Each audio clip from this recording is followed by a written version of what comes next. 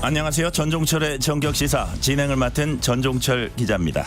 국민의힘이 이번 총선을 거대 야당의 국회 독재 심판 선거로 규정했습니다. 민주당은 정권 심판론을 강조하며 이종섭 특검법을 당론으로 추진하기로 했습니다. 이종섭 주 호주 대사가 KBS와 단독 인터뷰에서 이미 공수처와 조사 시점을 조율하고 있다며 일각의 사퇴 요구엔 자리에 연연하지 않겠다고 밝혔습니다. 전공의 집단사직 한 달째를 맞은 오늘 서울대와 연세대 등 이른바 빅5 병원 교수들이 집단행동 여부에 대해 결정할 예정입니다. 정부는 의대 교수들의 집단행동은 대국민 겁박이라면서 교수들에 대한 행정처분 가능성을 시사했습니다. 메이저리그 서울시리즈 첫 경기에서 LA 다저스의 슈퍼스타 오타니가 키움 투수에게 2타석 연속 삼진을 당하고 물러났습니다. 3월 18일 월요일 전종철의 전격시사 출발합니다.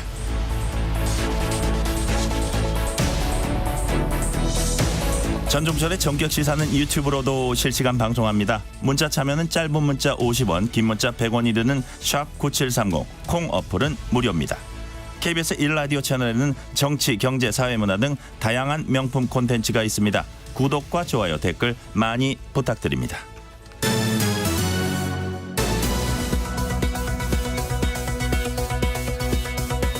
뉴스 브리핑 KBS 보도본부 우정화 기자 나와 있습니다. 어서 오세요. 안녕하세요. 전공의들의 집단 행동이 오늘로써 딱 한 달째를 맞았습니다. 좀처럼 해결의 실마리가 보이지 않는 상황에서 오늘 이른바 대형병원 5곳의 의대 교수들이 집단 사직 여부를 결정한다고요? 네, 오늘 먼저 이 연세대 의대 교수 비대위가 회의를 오늘 열어서 집단 사직 여부를 논의를 합니다. 앞서서 집단 사직을 결의했던 서울대 의대 교수들은 오늘 또 한 번 총회를 열어서 집단 행동 여부를 좀 최종적으로 결정을 할 방침입니다. 정부는 의대 교수들이 국민 생명을 담보로 집단 행동을 하는 건 국민에 대한 협박이다면서 재차 좀 비판을 하고 있습니다. 정부는 또 면허정지 행정처분에 관한 사전 통지서를 받고서도 이 통지서에 대한 의견서를 제출하지 않은 전공의들을 대상으로 오는 25일부터 순차적으로 면허정지 처분에 나설 예정입니다. 네, 이런 상황에서 대한개원의협의회가 집단행동에 동참해서 주말 진료, 야간 진료를 하지 않는 방법을 검토하고 있다고 하네요. 네, 이 대한개원의협의회라는 곳이 지금 한 4만여 명 정도 회원이 있는 것으로 알려지고 있는데요. 지금 검토를 좀 하고 있는 게 주 40시간 이내로 이 근무 시간을 단축하는 준법 투쟁을 검토하고 있다고 밝혔습니다. 좀 구체적으로 보면 일단은 검토 단계긴 한데 주중에 진료는 그대로 하면서 이 주말이나 야간 진료를 좀 거부를 한다는 거죠. 대한개원의협의회는 어제 한 세미나 자리에서 이런 대응 방안들을 논의를 했습니다. 대한개원의협의회 김동석 회장은 이 협의회 차원에서 아직 결정한 사안은 없다면서 일단 당장은 집단 휴지는 생각하고 있지 않다 이렇게 밝히기도 했습니다. 네. 총선이 앞으로 23일 앞으로 다가왔습니다. 국민의힘이 어제 첫 중앙선대위원장 회의를 열었습니다. 여당 우선 이번 선거의 의미를 규정을 했어요. 네, 국민의힘은 이번 선거를 민주당의 국회 독재를 심판하는 선거다라고 규정을 했습니다. 한동훈 총괄선거대책위원장은 3년 이상 임기가 남은 대통령을 야권에서 공공연히 탄핵하겠다고 한다면서 민주당과 조국, 통진당 후예들이 모인 탄핵의 본색이 드러났다 이렇게 주장을 하기도 했습니다. 이종섭 주 호주 대사 문제에 관련해서는 공수처의 즉각적인 소환 또 이 대사의 즉각적인 귀국을 동시에 촉구했습니다. 또 황상무 시민사회 수석의 최근 발언과 관련해서도 국민 눈높이에 맞지 않는 발언이라면서 본인 스스로 거취를 결정해야 한다 이렇게 좀 공개적으로 밝히기도 했습니다. 네. 막말 논란 등으로 공천 취소가 된 일부 지역에 대한 공천도 진행이 됐어요? 네, 국민의힘이 먼저 이 도태우 후보 공천이 취소된 대구 중남구에는 김기웅 전 통일부 차관을 공천을 했고 장해찬 후보가 취소된 부산 수영엔 정연욱 전 동아일보 논설위원을 전략 공천을 했습니다. 국민의힘은 이렇게 해서 254개 이 지역구에 대한 공천을 모두 마무리를 했습니다. 민주당은 이른바 이종섭 특검법을 당론으로 추진하기로 했다고 하네요. 네, 이 당론으로 추진을 하는 이유가 아무래도 정권 심판론을 좀 강화하려는 것 아니냐 이런 의도로 좀 풀이가 되고 있는데요. 또 최근 논란이 됐던 이 윤석열 대통령에 대한 탄핵 추진 가능성도 또 한 번 언급이 됐습니다. 이재명 대표가 회초리를 들어도 안 되면 해고해야 한다면서 그게 뭐 민주공화국의 원리다 이렇게 말을 하기도 했습니다. 네. 고 노무현 전 대통령 발언으로 논란이 된 양문석 후보에 대한 거취를 두고 상임 공동 선대위원장들 사이에서도 의견이 엇갈리고 있죠. 네, 의견이 엇갈렸습니다. 이해찬, 김부겸 두 사람 사이에서 의견이 엇갈리고 있는데요. 이해찬 위원장은 이 양문석 후보 공천이 흔들리면 안 된다라고 하면서 그대로 가야 한다라고 했습니다. 반면에 김부겸 전 총리는 재검증을 요청을 했으니까 당에서 어떻게 하는지 좀 지켜보자면서 엇갈린 입장을 보였습니다. 이런 가운데 정봉주 전 의원의 이 공천 취소로 실시하는 서울 강북을의 전략 경선은 통합진보당 이정희 대표의 보좌관 등을 지낸 조수진 노무현 재단 이사와 앞서서 경선을 했었던 이 박용진 의원의 양자 경선으로 결정이 됐습니다.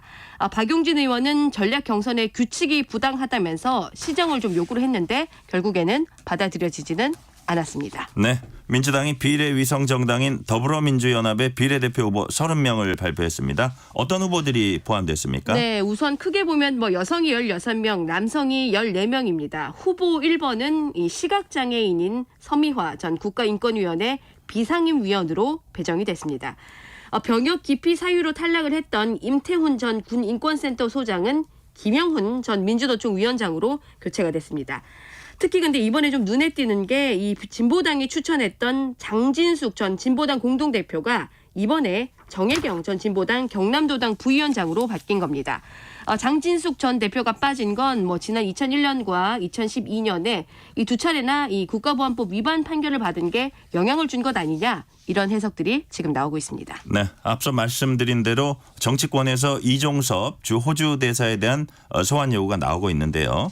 이종섭 대사가 어제 저희 KBS 단독 인터뷰를 했습니다. 이미 공수처와 조사 시점 조율하고 있다 이렇게 밝혔죠? 네, 시점을 조율하고 있다고 했습니다. 그러니까 본인은 뭐 특히 뭐 야권 주장대로 도피가 아니다 이렇게 강조를 했는데요. 이미 공수처와 조사 시점을 조율 중이라고 저희 KBS와의 인터뷰에서 밝혔습니다. 이종섭 대사는 내일이라도 이 공수처에서 부르면 조사를 받으러 가겠다면서 오는 4월 말에 이 공관장 회의 기간에 일정을 잡아서 이 조사를 받으러 가는 걸로 조사 일정이 조율이 됐다 이렇게 밝혔습니다. 특히 출국 전에 이 본인이 공수처를 찾아가서 4시간 동안 조사에 성실히 대답을 했고 부르면 언제든지 다시 오겠다고 약속을 했다 이렇게 덧붙였습니다. 야권의 사퇴 요구에 대해선 뭐 자리에 연연하지 않는다 이렇게 좀 재차 밝히기도 했습니다. 최상병 사건 수사 외압 의혹에 대해서도 입장을 밝혔다고요. 네, 이 지난 정부에서 이 현역 군인 사망 사건에 대한 군의 수사권이 폐지가 됐다면서 국방부 장관이 어떤 관여도 할 수 없게 돼 있다면서 이번 사건에 이 외압을 행사하지 않았다는 이 입장을 재차 한 번 더 좀 밝히기도 했습니다. 네. 많은 관심 속에서 지난 주말 메이저리그 서울 시리즈 첫 경기에서 LA 다저스의 슈퍼스타 오타니가 삼진 2개 당하고 교체됐다고요. 네, 어제 좀 많은 팬들이 몰렸다고 합니다. 이 기대 속에 많은 팬들이 오타니를 만나러 갔는데 이 LA 다저스와 키움과의 경기였습니다. 오타니 선수가 좀 아쉽게도 삼진 2개로 물러났습니다. 키움의 외국인 투수 이 후라도의 높은 공에 이 오타니가 첫 타석에서 헛스윙을 하면서 삼진으로 물러났습니다. 두 번째 타석도 마찬가지였는데요. 뭐 얼마나 세게 휘둘렀으면 이 헬멧이 좀 벗겨질 정도의 강한 스윙으로 네. 또 삼진을 당했습니다. 오타니가 예고를 한 대로 이번 이 삼진 2타석만 소화하고 교체가 됐는데요. 이렇게 좀 오타니가 사실상 좀 속수무책으로 물러나자 메이저리그 전문 기자가 다른 29개 팀들이 이 후라도에게 좀 이번 투수에게 좀 전화를 해보라 이렇게 전했을 정도로 후라도가 좀 잘 던졌습니다. 오타니 선수는 부진했지만 메이저리그 팀다운 실력으로 이 다저스는 키움에 대승을 거뒀는데요. 키움의 다저스는 이 14대 4로 크게 이겼습니다. 네, 샌디에이고 김하성 선수는 국내 팬들 앞에서 멋진 안타를 쳤어요. 네, 이 한국에 와서 이 멋진 안타를 좀 보여줬는데요. 샌디에이고 김하성 선수가 어제 한국 야구 대표팀과의 평가전에서 5번 타자 유격수로 출전해서 한국 팬들과 만났습니다. 김하성 선수가 투수 원태인 선수를 상대로 깔끔하게 안타를 쳐냈는데요. 팽팽한 승부 끝에 샌디에이고가 1대 0으로 이겼습니다. 샌디에이고는 오늘 LG와 또 LA 다저스는 한국 대표팀과 오늘 각각 두 번째 평가전을 치르게 되는데요. LA 다저스 또 샌디에이고가 맞붙는 이번 경기는 모레인 20일부터 이틀간 열리게 됩니다. 여러 경기가 치러지는군요. 네. 이른바 항명 논란 이후 우리 축구 대표팀이 오늘 처음 소집되죠. 네, 논란 이후 오늘 이 처음으로 소집이 됩니다. 축구 대표팀이 오늘 오후에 이 경기도 고양의 한 호텔로 소집이 돼서 고양 종합운동장에서 첫 훈련을 시작을 합니다. 2026년 북중미 월드컵 아시아 2차 예선으로 치러지는 오는 21일, 오는 26일 이 태국과의 2연전에 대비한 첫 훈련인데요. 이번 첫 훈련은 이 K리거들을 중심으로 일단 진행이 돼서 뭐 손흥민 선수, 이강인 선수 등 이 해외파 선수들은 좀 팀 경기를 소화를 하고 오기 때문에 내일 이후부터 훈련에 참석을 할 수 있을 것으로 보입니다. 뭐 당연히 이번 소집에 좀 관심이 모아지는 건 뭐 이 이른바 이 뭐 탁구 항명 사건 이후에 첫 소집이어서 손흥민, 이강인 선수 이 당사자들이 좀 또 한 번 해명을 할지 관심이 모아지고 있는데요. 뭐 그런데 좀 뭐 두 사람 간의 뭐 싸움뿐만 아니라 문제가 또 있는 것으로 뒤늦게 드러난 사건이 있었죠. 축구협회 직원이 올해 초에 이 전지 훈련 기간에 이 선수들과 내기 카드 게임을 했다는 사실이 뒤늦게 알려져서 또 한 번 축구협회가 비판을 받았습니다. 이번 소집에서 이런 뭐 입장들이 좀 나올지 좀 관심이 모아지고 있는 상황입니다. 네. 푸틴 대통령이 대선에서 압도적 지지율을 얻어서 사실상 5선을 확정했다고요. 네, 사실상 뭐 무려 이 5선을 확정을 지었습니다. 지금 뭐 개표가 한창 진행 중인데 사실상 당선이 확정이 됐다고 봐도 무리가 아닌 것 같습니다. 한 러시아 여론조사 센터의 대선 출구 조사에서는 이 푸틴 대통령이 가장 높은 87%의 득표율로 선두에 올랐습니다.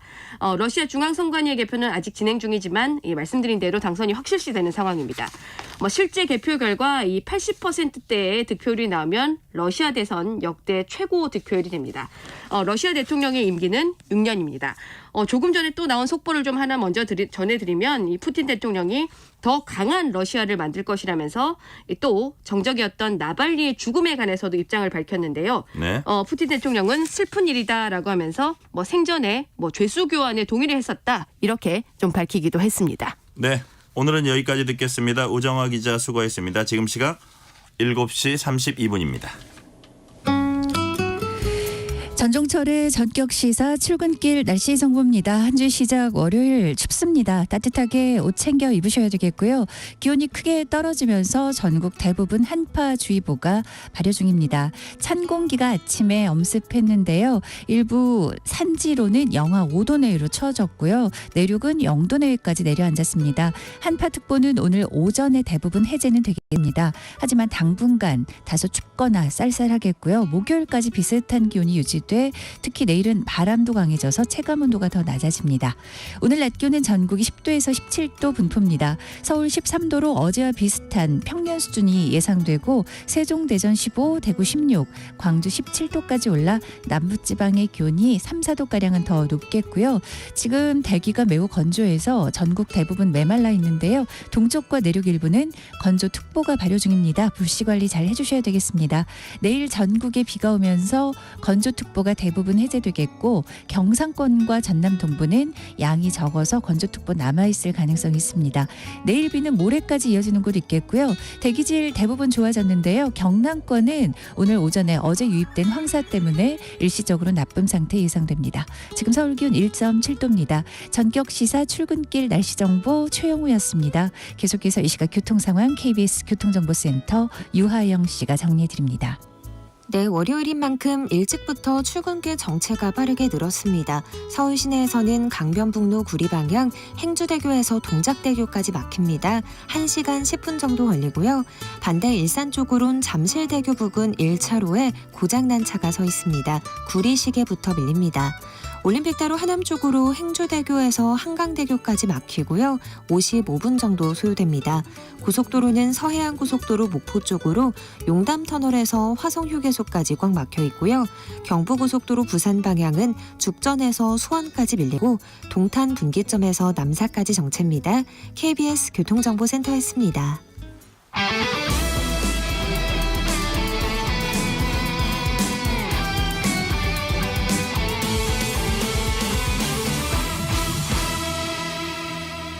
전종철의 전격 시사.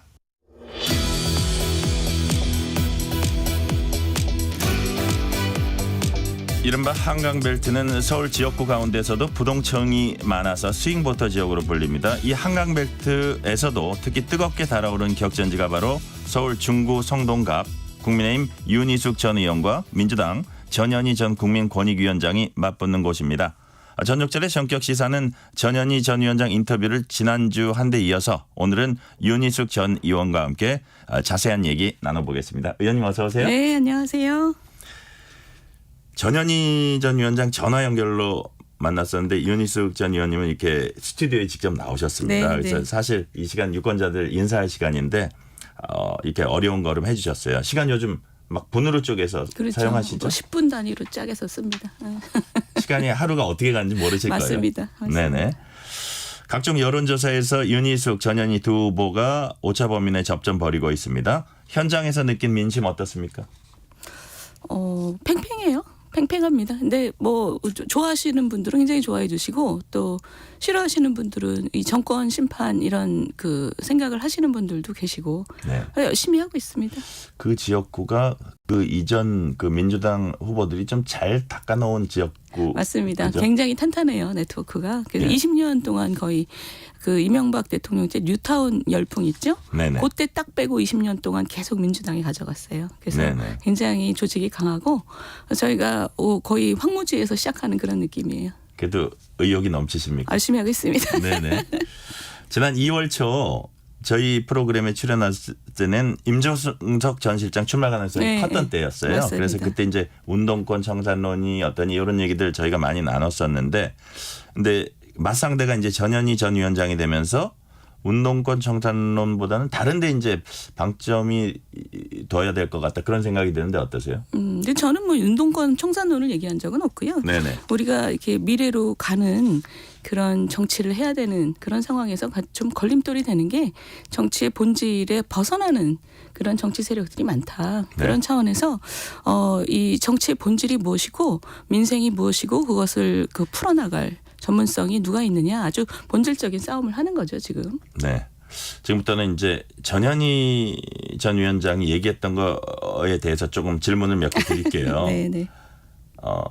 서울 그 중구 성동갑 출마 선언하셨을 때부터 윤 전 의원님은 경제 살린 후보, 경제 전문가라는 이미지로 심플하면서도 강력한 인상을 줬습니다. 그래서 그 얘기를 이제 전현희 후보께 맞대응할 전략이 뭔지 물어봤더니 경제 위기가 이렇게 왔는데 이런 상황에서 상대 후보께서 경제 전문가로서 어떤 역할을 했는지 어떤 성과를 냈는지 묻지 않을 수 없다. 이런 말을 했습니다. 어떻게 반박하시겠습니까? 그 주민들을 만나면요. 주민들도 아주 놀라울 정도로 지금 경제적인 어려움의 본질을 꿰뚫고 계세요. 뭐냐면 우크라이나 전쟁, 미중 패권 경쟁 이게 글로벌 위기인 거 알고 계세요. 네. 알고 있는데 그런데도 너무 힘들다. 그러니 우리가 이렇게 힘든 것을 완화시켜 다오. 그리고 이런 위기를 빨리 끝낼 수 있는 게 우리 정부만으로 해결 안 된다는 걸 잘 알고 있다. 그렇지만 힘들다. 이런 말씀하시거든요.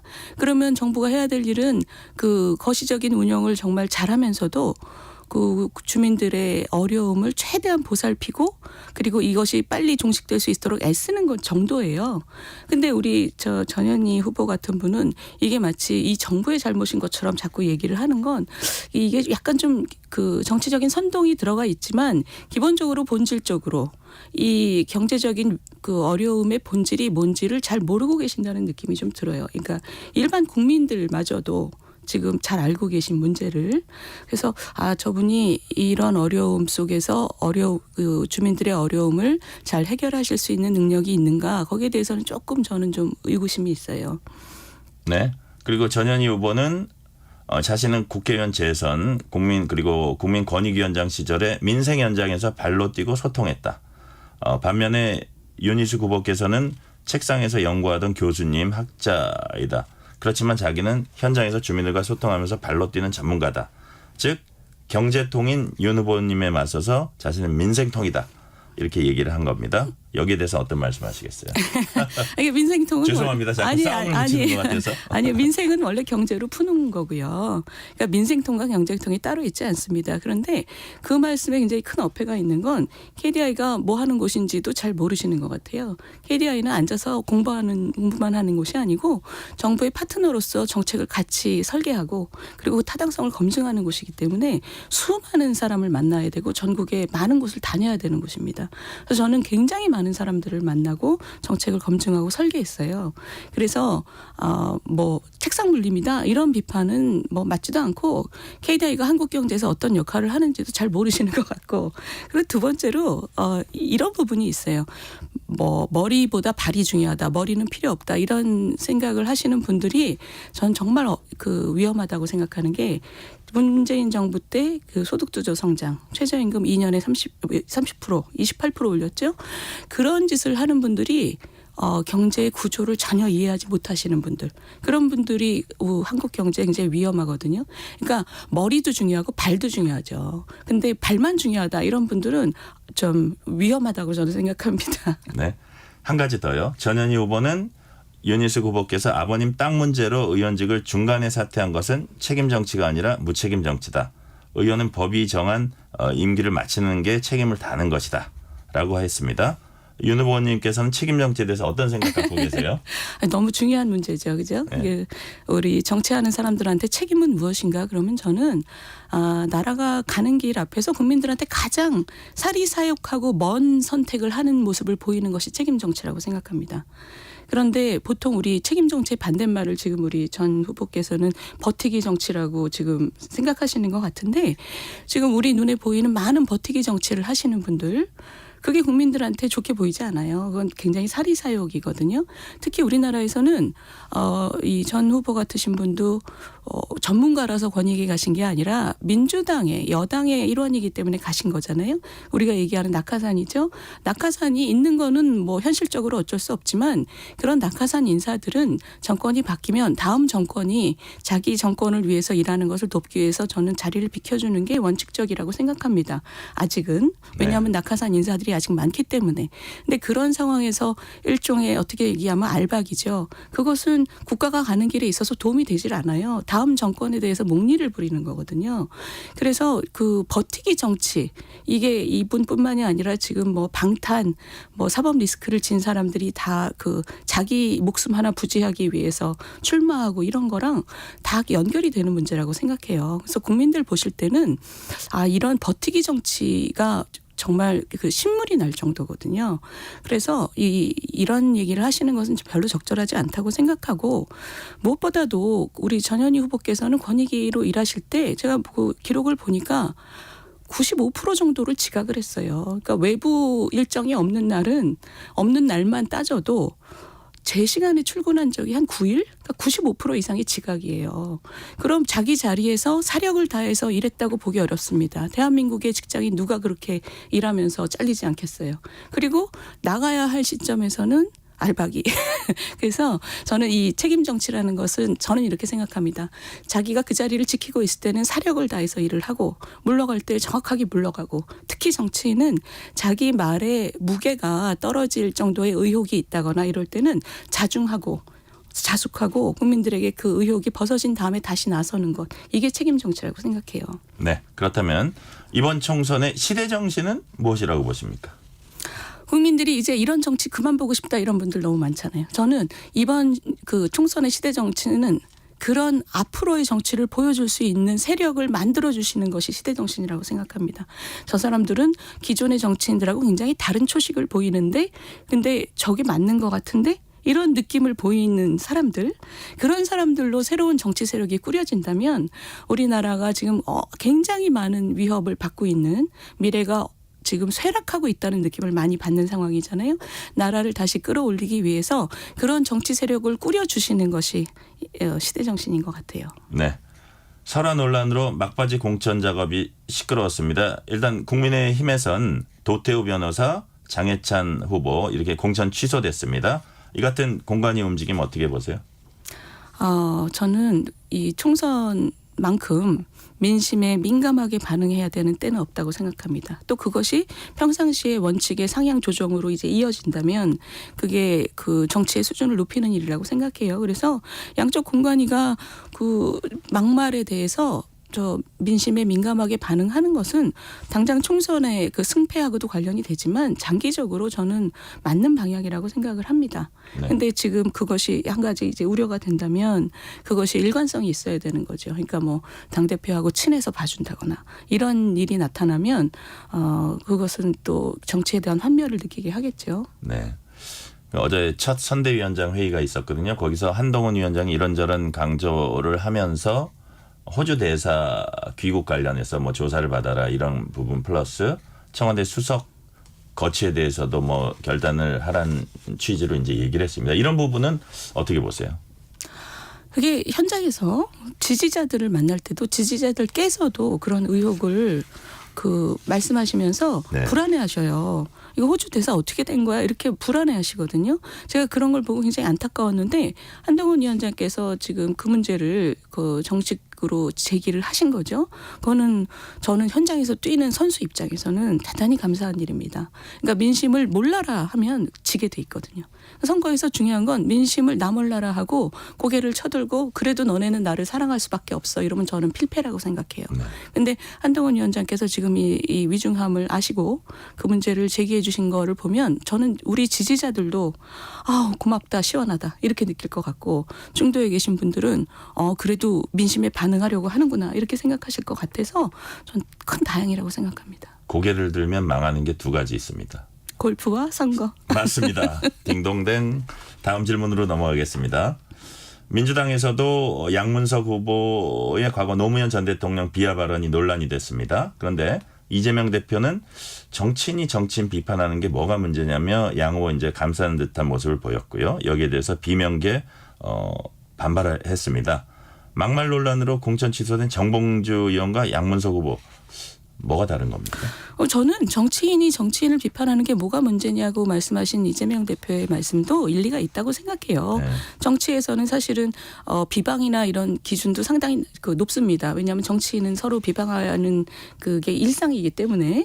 그런데 문제는 이재명 대표는 본인을 비방하거나 본인을 비판하는 정치인에 대해서는 가차가 없어요. 이번에 그 박강원 전 원내대표나 박용진 그 의원 같은 경우는 저는 당은 달라도 상당히 합리적인 분이라고 생각하고 있거든요. 생각도 많이 다르고 신념도 다르지만 같이 정치를 할 수 있는 분이라고 느껴왔습니다. 근데 이번에 이재명 대표가 그 두 분을 공천에서 그렇게 쳐내는 과정을 보고 저분은 자신을 비판하는 것에 대해서는 정말 가차가 없다. 그러니까 원칙이라고는 참 찾아보기 어렵다. 이런 느낌이 제가 들어서 좀 씁쓸합니다. 그러니까 그 공천의 기준을 어떻게 잡느냐는 그것이 일관되게 시행될 수 있느냐가 훨씬 중요한 문제거든요. 네. 그런 면에서는 지금 민주당이 국민들의 마음을 잘 읽고 있다고는 생각이 되지 않습니다. 네. 서울 강북을에서 정봉주 전 의원 공천이 취소된 뒤에 민주당은 방금 말씀하신 박용진 의원과 조수진 변호사, 민변 사무총장도 하셨더라고요. 2인 경선을 치르기로 했고 유시민 전 장관과 유튜브 채널인가요? 거기서도 이제 프로그램도 하셨어요. 근데 박 의원은 하위 10%가 적용돼서 30% 감점. 조 변호사는 정치 신인의 여성에서 그렇죠. 25% 가점. 그렇죠. 여기 더 있습니다. 강북을 권리당원뿐만 아니라 전국의 권리당원이 그러니까요. 투표하게 됐습니다. 그렇죠. 이런 민주당 강북을 경선은 어떻게 보세요? 이 룰은? 그게 아주 우스꽝스러운 얘기죠. 아니 저는 뭐 가산점과 이 여성 가산점 그건 이제 원칙이니까, 감산, 그거는 규정이니까. 뭐 그럴 수 없다고 네, 그럴 수밖에 없다고 치더라도 전국 당원들한테 그 투표를 맡긴다는 거는 강성 지지자들한테 그 칼을 쥐어주는 거거든요. 지역구 선거인데 그 지역구 구민의 그 구민 당원의 마음을 읽어내는 게 중요한 거지. 전국에 있는 강성 당원의 표를 얻어내는 게 무슨 의미가 있겠어요. 그러니까 그거는 아주 잘 설계된 박용진 천액이죠. 그러니까 그리고 매우 염치가 없다. 그런 분이 지금 정치인이 정치인을 비방하는 게 무슨 상관이냐. 그 얘기하는 건 앞뒤가 너무 안 맞는 거죠. 네. 이런 게 비명계 찍어내기로 사실 갈등이 어느 정도 봉합돼 가고 있었거든요. 좀 재점화될 개연성도 없지는 않겠네요. 지금 그 김부겸 총리께서 나서셨잖아요. 사실 김부겸 총리께서 공천 과정에서 가만히 계시다가 선대위원장을 맡는 거 보고 제가 좀 살짝 뜨악했었거든요. 이때까지 가만히 계시다가 왜 이런 느낌이었어요. 그런데 지금 말씀하시는 걸 보면 선대위원장으로서 이게 더 이상 망가지는 것은 막는 게 나의 소명이라고 느끼시는 것 같아요. 그 김부겸 전 총리의 문제 제기에 그 지도부가 어떻게 반응하느냐가 이것이 재점화가 될지 말지를 결정하는 어떤 계기가 될 것 같습니다. 네. 이번에 이재명 대표 본인 얘기입니다. 대전 방문한 자리에서 살만하다 싶으면 2번 찍든지 아니면 집에서 쉬시라라고 발언했습니다. 이게 이제 이찍 발언 2탄이라고도 하거든요. 이게 과연 말 실수인지 아니면 왜 이런 말씀을 연이어서 이렇게 할까요? 그러니까 정치인으로서의 가장 그 기본적인 그 소양이라는 게 대의잖아요. 그죠? 나라가 네. 발전하는 것에 내가 기여하겠다. 나라가 발전하는 것에는 민주주의를 갖고 가는 것도 굉장히 중요하고 국민의 참정권을 강조해도 모자랄 판에 지금 무시하는 발언이잖아요. 그러니까 이분은 제가 볼 때는 공인으로서의 자질을 가지고 계시는지가 제가 굉장히 의심스러워지는 순간들이에요. 지금 우리 앵커께서 이런 말씀을 왜 하셨냐 그랬는데 이제는 왜 하는지 별로 궁금해지지가 않는 게 네. 공인으로서의 자질이 원래 없으신가 이런 느낌이 들어요. 그러니까 뭐냐면 이재명은 합니다. 근데 그 앞에 가로치고 수당 방법 가리지 않고 합니다예요. 근데 공인은 수단 방법 가려야 되거든요. 그런 면에서 수단 방법 가리지 않고 합니다는 보통 이제 좀 이 사업이나 네. 좀 그쪽에서 하셔야 되는 일이죠. 네. 조국 혁신당도 비례대표 선거 출마 후보자 20명 발표했습니다. 어떤 특징이 있던가요? 뭐 언론에서 헤드라인을 잘 잡았더라고요. 피고인 연대 그게 딱 들어오더라고요. 그러니까 거기서 주요 멤버들이 다 뭐 그 1심, 2심, 하급심에서 유죄 판결을 받고 대법 판결을 기다리거나 아니면 이미 전과가 전과 사범 이런 분도 계시고 그래서 참 우리 정치에서 국민들이 남들보다 더 그 도덕적이지 않게 살아도 저렇게 배지를 달 가능성이 높아지는구나 이런 느낌을 받게 되는 굉장히 원칙이 무너진 그런 그 하나의 뭐랄까요 좀 하나의 희비극을 보는 느낌이에요. 네. 자, 방금 말씀드린 여론조사 개요 소개해드립니다. 동아일보가 여론조사 전문기관 리서치앤리서치에 의뢰해서 지난 10일 서울 중구 성동갑에 거주하는 만 18세 이상 성인 남녀 508명을 대상으로 무선전화 면접 방식으로 실시했고 전 후보 지지율은 42.9%, 윤 후보는 36.6%로 집계됐습니다. 자세한 사항 중앙선거 여론조사심의 홈페이지를 참조하시면 됩니다.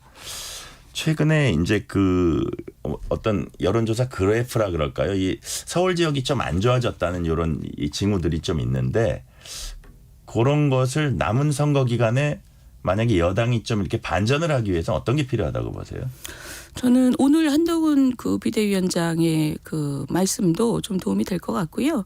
그리고 이제 의사파업 장기화에 대해서는 아마 그 정부도 고민이 많을 거라고 생각합니다. 지금 선거를 위해서 섣불리 원칙을 버릴 수는 없는 것입니다. 굉장히 국민들께서 원하는 게 의사수의 증언이기 때문에 네. 그런데 그것을 훨씬 더 유연하게 원칙을 버리지 않되 유연하게 그 협상하는 그리고 우리의 원칙이 무엇인지를 끊임없이 상기시키는 그런 그 모습을 보여준다면 서울 지지율이 다시 반등할 수 있지 않을까 생각합니다. 네.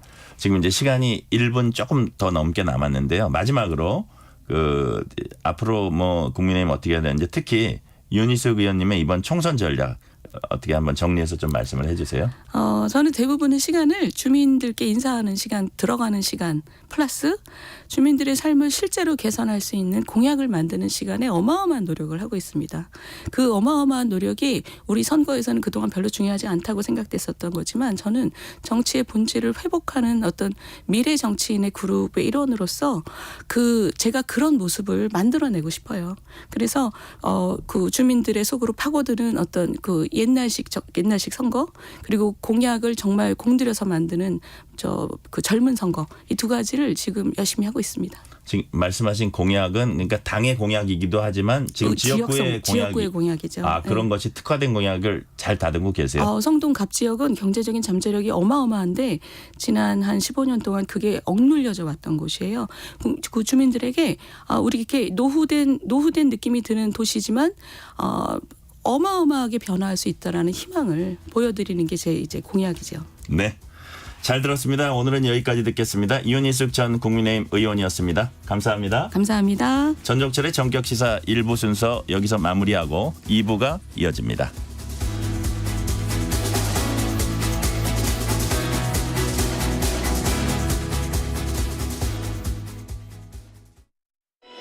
안녕하세요. 배우 신혜라입니다. 우리 아이들을 위한 늘 봄처럼 따뜻한 학교, 늘봄학교를 아시나요? 그동안 아이가 돌봄 교실에 탈락하면 어쩌나 걱정 많으셨죠?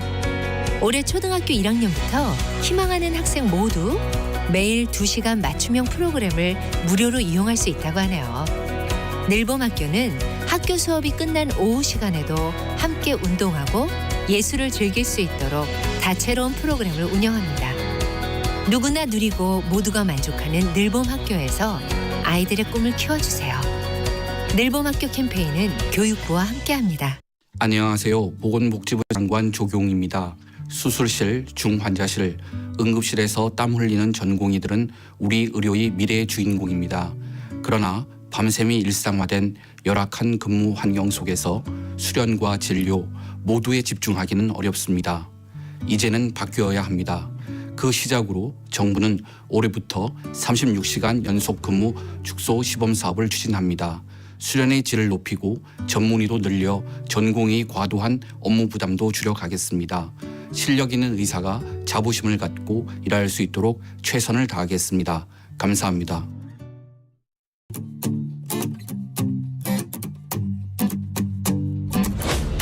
KBS 라디오 기후위기 대응 캠페인 지구를 네, 안녕하세요. 저는 시민들과 함께 실천하고 제도의 변화를 요구하러 다니고 있는 소비자 기후행동의 활동가 김은정입니다. 2022년에 낸 보고서에 따르면 세계 섬유 생산량이 2000년대보다 한 2배가량 늘었다고 해요. 30% 정도가 판매되지 않고 고스란히 폐기되고 있고 재고 폐기 비용이 한 2,100억 달러라고 합니다. 패스트 패션 산업은 제조부터 폐기, 옷의 소모 과정 전반에 걸쳐서 환경 오염을 이제 야기하게 되고요. 사실은 팔지 않고 사지 않는 게 가장 좋은 방법이잖아요. 그렇지만 가장 현실적이지 않죠. 그래서 가장 현실적인 대안은 규제입니다. 30%의 의류가 판매되지 않고 고스란히 폐기된다거나 하는 문제가 있기 때문에 재고량을 공개한다든지 대량 폐기를 금지하는 규정을 제한해야 되겠죠. 이런 정보 공개를 잘하고 이런 제도를 잘 지키는 회사의 브랜드를 선택할 수 있는 소비자에게 선택권을 주는 방식이 가장 현실성이 있을 것 같습니다. 꼭 필요한 옷만 산다. 그러기 위해서 구매하기 전에 옷장을 꼭 점검해라. 오래 입을 수 있는 재질이나 디자인의 옷을 구매하라. 소비자로서의 규제를 요구해라. 실제로 유럽은 이런 정보 공개에 관한 법들이 마련되어 있거든요. 유럽이 할 수 있다면 우리도 못할 것이 없다. 이렇게 말씀을 드리고 싶습니다. 뜨거워지고 있는 지구. 지금 우리의 문제입니다. KBS 라디오 기후위기 대응 캠페인 지구를 지켜라 였습니다.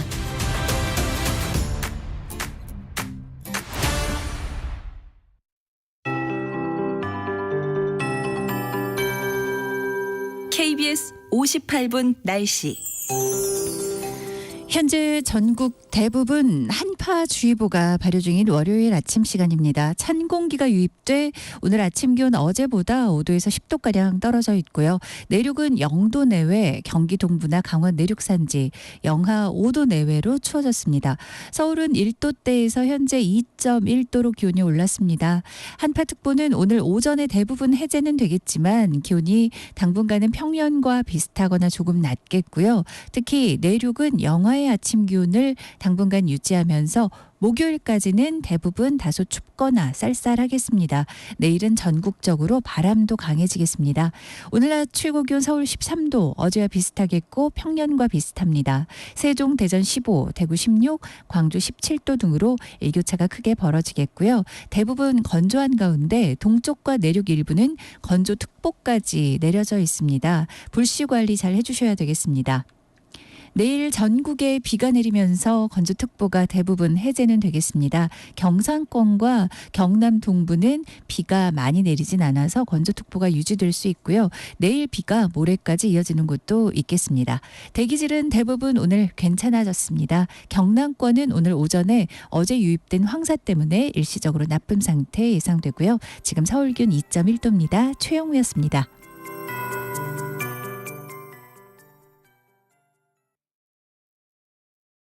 정성을 다하는 국민의 방송 KBS가 8시를 알려드립니다. AM 711kHz, FM 97.3MHz, KBS 1라디오입니다. HLKA.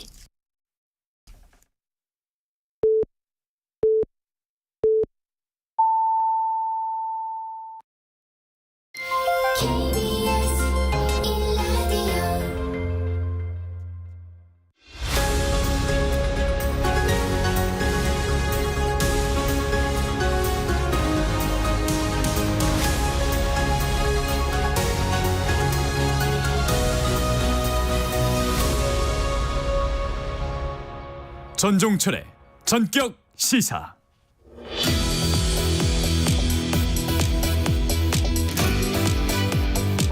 총선까지 이제 3주 정도 남은 가운데 여야 후보의 막말 리스크가 선거판을 흔들고 있습니다. 제3지대에선 조국 혁신당의 돌풍이 언제까지 이어질지도 관심을 모으고 있습니다. 관련 이슈를 포함한 정치 현안들 새로운 미래 공동 상임선대위원장 맡고 계신 김종민 공동대표와 얘기 나눠보겠습니다. 지금 전화 연결돼 있습니다. 대표님 안녕하세요. 예, 안녕하세요. 김종민입니다. 네. 먼저 대표님께서 기존 지역구 충남 논산, 계룡, 금산이 아닌 세종의 새로 세종갑이죠. 새로 도전장을 냈습니다. 왜 세종입니까?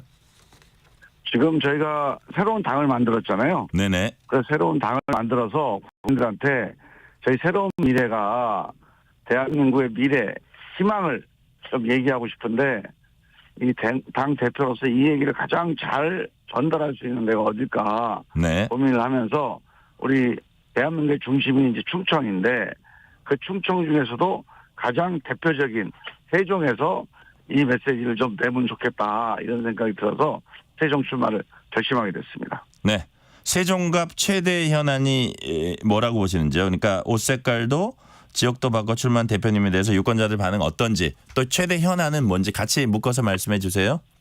지금 이제 왜 지역구를 바꿔서 왔느냐고 이제 궁금해하시는 분도 계시는데 그런데 세종갑은 서울의 뭐 종로나 용산같이 대한민국의 여러 다양한 지역에서 다양한 분들이 모여서 대한민국을 대표하는 도시 같은 곳이에요. 그래서 여기에서 앞으로 대한민국의 미래 또 대한민국이 앞으로 어디로 나가야 될지 이런 걸 얘기하기 제일 좋은 곳인데 일단 행정수도 완성이라고 하는 이 세종시만의 문제가 아니라 대한민국 미래의 문제를 안고 있는 곳입니다. 그래서 지금도 세종에 모여있는 40만 시민들이 행정수도가 완성될 거라고 하는 약속을 믿고 여기 오신 거거든요. 근데 이게 아직 멈춰서 있거나 아직 진도를 못 나가고 있어요. 대통령 집무실도 내려오지 않고 있습니다. 이 문제를 해결할 수 있는 적임자가 누구냐. 이 문제를 가지고 이번 선거에서 이 세종 시민들이 판단해 주실 거다. 이렇게 보고 있습니다. 네. 충청벨트 단단하게 만들겠다는 이제 당의 새로운 미래 전략이 있을 겁니다. 그렇다면 여기서의 이제 김종민 후보 차별화 전략이 뭡니까? 일단은 지금 여야 후보들이 나와 있는데요. 다들 좋은 분들이고 잠재력이 있는 후보들입니다. 그러나 지금 세종의 문제가 이 잠재력만 가지고 가능성만 가지고 해결될 수는 없어요.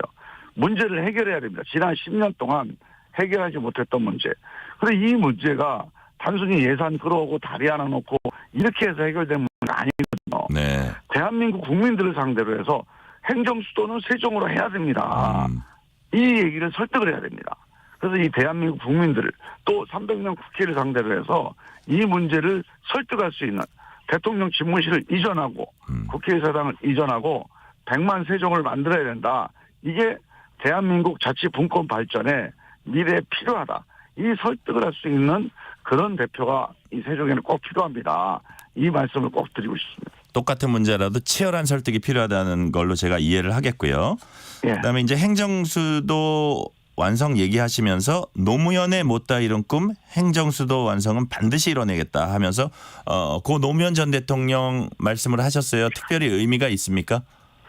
제가 2004년도에 이 행정수도 특별법이 위헌 판결이 났지 않습니까? 네네. 그래서 그때 제가 노무현 대통령 대변인을 하고 있었어요. 네. 제가 그래서 그 위헌 판결에 대한 청와대 논평을 발표했던 기억이 아직도 생생한데요. 저는 그때 노무현 대통령과 함께 이 행정수도를 이전하는 게 대한민국의 이 분권 발전에 혁신 발전에 되게 중요한 방아쇠가 될 거다라고 추진했다. 그때 가로막혔습니다. 근데 그 이후에 이명박 박근혜 정권 10년을 지나면서 이 행정수도가 많이 쪼그라들었어요. 그때 노무현 대통령이 생각했던 이 분권 발전, 이 지방과 수도권이 상생하는 이런 꿈이 많이 지금 막혀 있습니다. 그래서 이 못다 이런 꿈을 지금 세종시 출범 이후 10년이 지났는데도 아직 마무리가 되지 못하고 있다. 이걸 반드시 꿈을 이뤄내야 된다. 이건 노무현 개인만의 꿈이 아니고 이 세종시 40만 시민들의 꿈이고 또 대한민국 이 지방소멸 위기에 있는 대한민국의 미래를 향해서 반드시 해결해야 될 숙제다. 이렇게 말씀드립니다. 그런데 이 발언에 대해서 경쟁 후보자들은 일제히 비판하고 나섰습니다. 국민의힘 류재화 후보는 세종시를 노무현 굴레에 가두려 한다. 노무현 지난 대전 세종 충남 지역이 상임감사인 민주당 이영선 후보는 지역구 옮기면서 노무현 정치인 논하는데 납득이 안 된다. 이런 말도 했어요. 이런 지적들에 대해서 어떻게 반박을 하시겠습니까? 저는 노무현에 가두는 게 아니라요. 이 노무현의 꿈과 또 노무현의 이 추진력 또 열정 이게 지금 세종시에 지금 필요한 때다 이렇게 생각을 해요. 지난 10여 년 동안 정말 이 노무현의 이 꿈이나 열정 이 추진력만큼 우리가 과연 이 문제를 해결하기 노력을 해왔는지 이런 반성을 좀 해볼 필요가 있다. 자꾸 이 세종에서 노무현을 지우려고 했습니다. 이명박 정권도 그랬고 박근혜 정권, 윤석열 정권.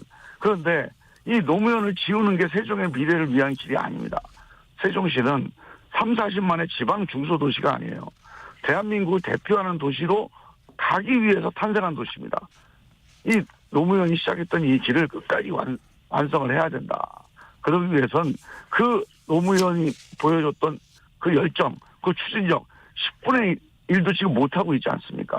이 문제를 다시 우리가 불러일으켜서 끝까지 밀고 가야 된다. 이런 말씀을 드리고 싶고요. 제가 이제 지역구를 옮겼다고 말씀하시는데 사실상 우리 이 세종시는 전국에서 함께 대한민국의 미래를 위해서 모여든 도시입니다. 우리 지역에 있는 중소도시가 아니에요.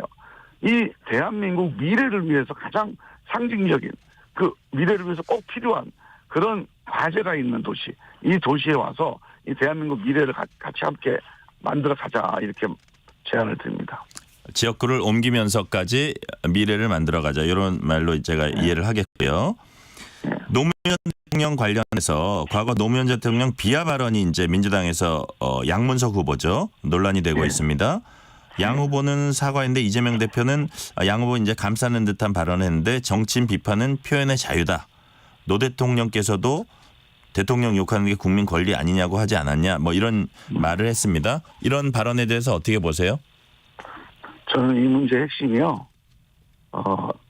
우리 정치가 권력을 잡기 위해서 또는 당선되기 위해서 또 세력을 모으기 위해서 증오하고 적대하는 이 대결 정치의 늪에 빠져 있다. 근데 이 증오와 적대의 언어가 세력을 모으는 데 잠깐 도움이 될 수 있습니다.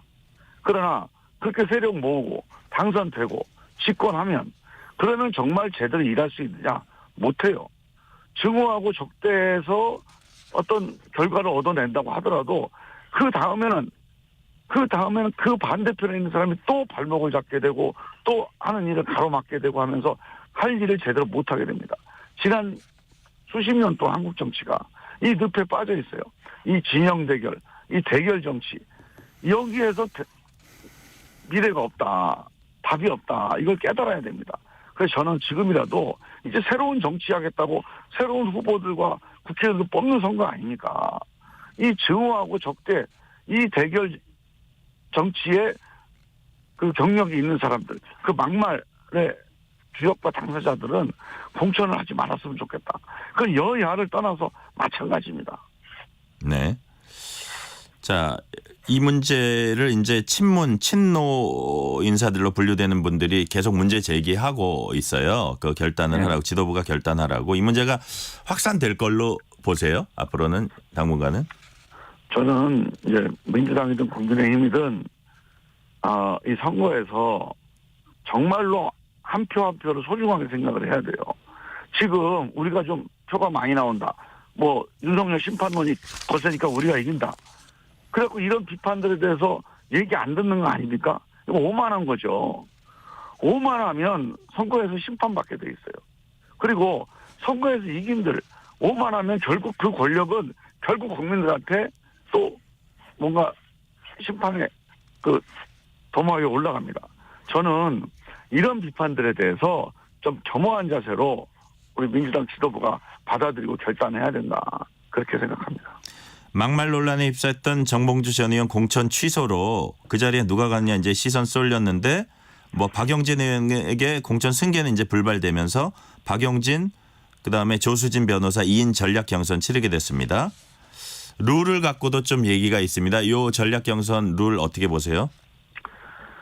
전 이제 제가 민주당 소속이었지만 지금은 이제 새로운 미래를 새로 만들어서 사실 민주당 공천 얘기가 이 남해당 공천 얘기예요. 네. 저 남해당 공천 룰에 대해서 와이와이브 하는 게 뭐 별로 마음에 내키진 않습니다.